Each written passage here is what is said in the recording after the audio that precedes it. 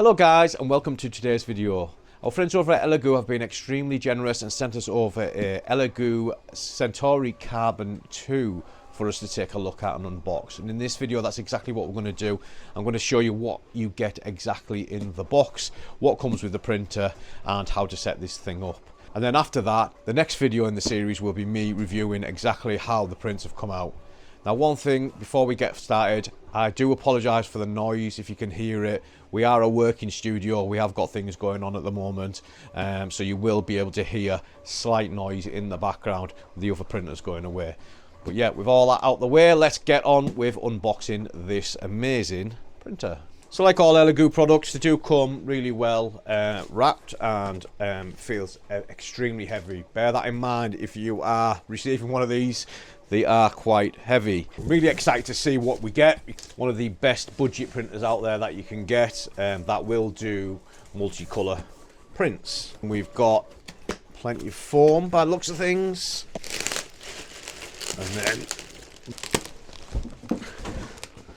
print out the box, just check, make sure there's nothing else left in there. While I'm packing this box up, it is worth a note that Elegoo and a lot of other actual printers, actual printing manufacturers ask you to keep hold of the box for at least 30 days, because if there is any issues, it needs to be returned back in the box itself. So we have the printer itself. Just take off all this packaging. Really well wrapped. I'm presuming everything must be inside the printer. Let's take this top part out first.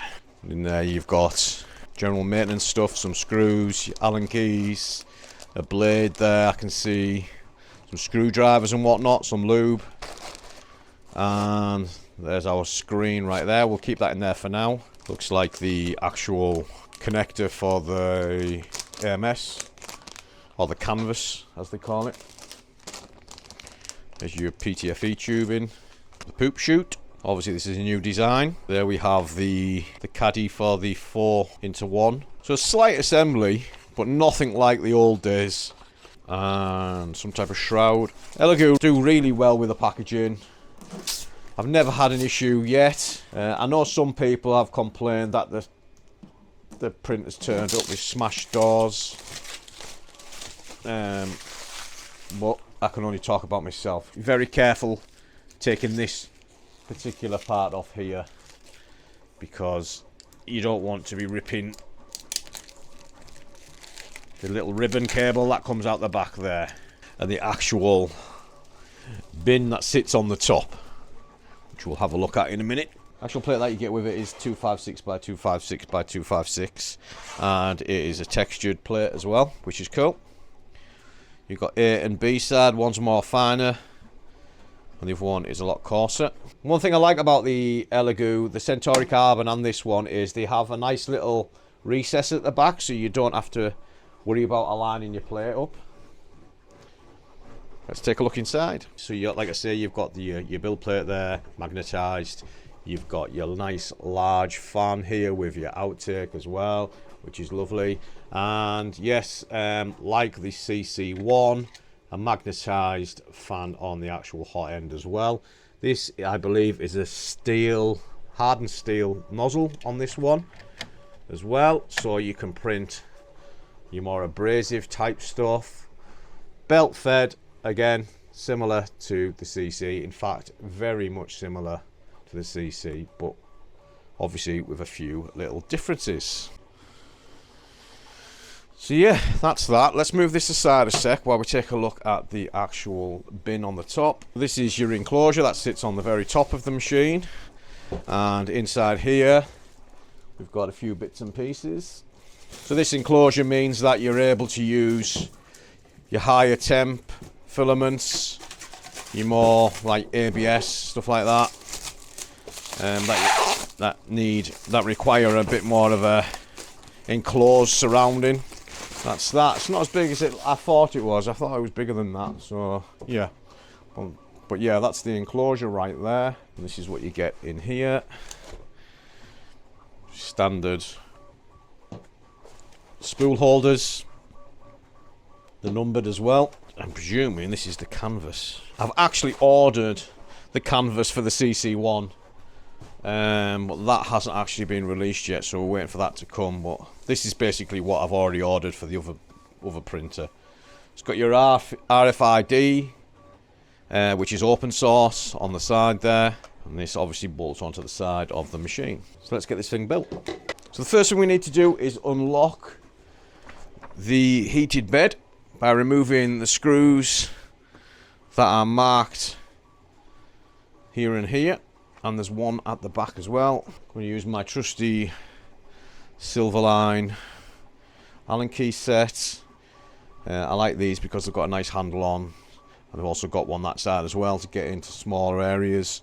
I'll leave a link in the description for you guys if you want to pick these up.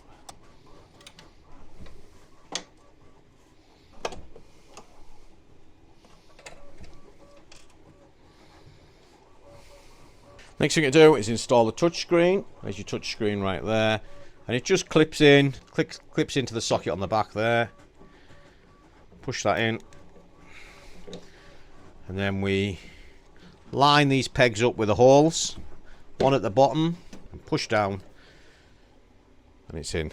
Next we need to install the nozzle wiper assembly, which is this chute here, and that goes into that area right there. We've conveniently labelled the packets so we know which is for which. So we've got spool holder, mounting bracket for the canvas, 2 pieces for the filament hub, and 3 for the canvas component. And in the other packet, the actual screws for the nozzle wiper itself.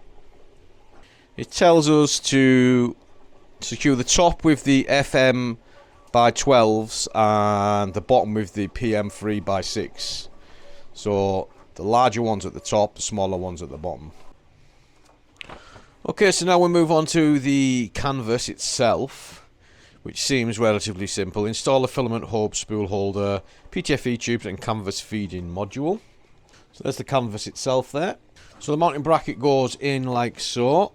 And we use these 2 long screws here. And then there's some holes on the back there. These go match up on the inside there. Next we install the filament hub, which just goes into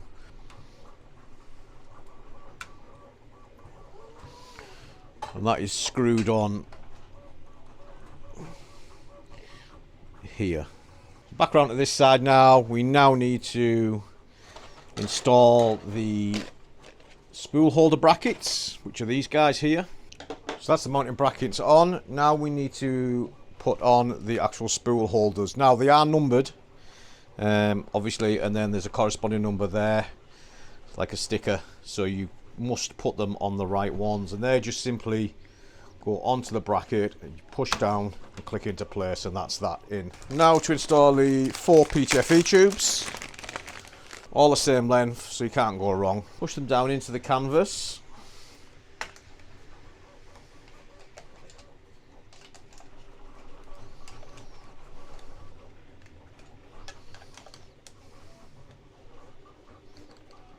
Just give them a bit of a tug, make sure they're in nice, and then we just put them into the hub itself. 1, 2, 3, and finally 4. And then we get our clip and we just put that to bundle all these tubes together nicely so they're not flapping around too much. And then we need to get our cable for the canvas itself. It's just a simple 4-plug cable, and that plugs in to there, to the back of the printer here. So then we need to get our extension piece for the enclosure.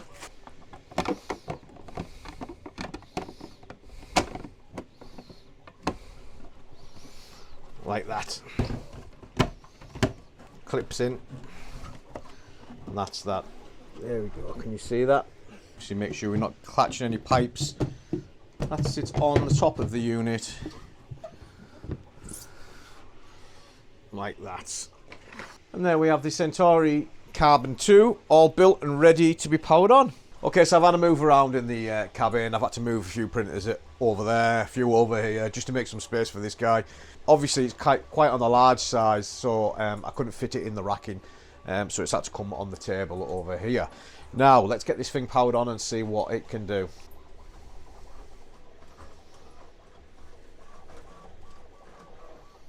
So it's a device self-check. Start the self-check process. Please place the build plate with side A facing up. The self-check process is expected to last for 15 minutes. Okay, now we're done. Took about 20 minutes, I would say. We're all ready to go. I've noticed one thing straight away. The screen looks a lot more clearer than the one on the Centauri Carbon 1. So let's get this thing loaded up. Okay, so I've mounted some spools on the side now, some eSun and some Overture, all PLA, PLA Basic and PLA Plus. So I'm just going to start with this one, which is number 1. I'm going to feed it into the numbered number 1 up here. And just put it in and you'll see it starts pulling it in for you. So this is number 4.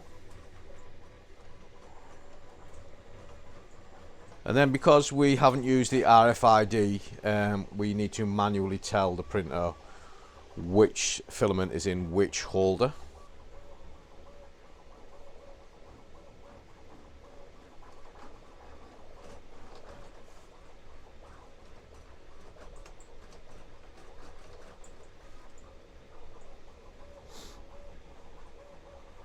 And there we have it. Luckily for us, Elegoo sent us some files already on a flash drive, so we can simply go to settings and USB drive, and we can choose to print something. Let's have a look, see what there is. We'll go with the Benchy, the 3D Benchy in multicolour. We need to obviously change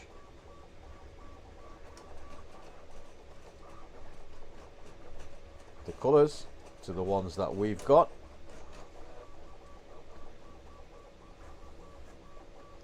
And then it says it'll take 41 minutes and 50 seconds. So I'll come back when it's finished.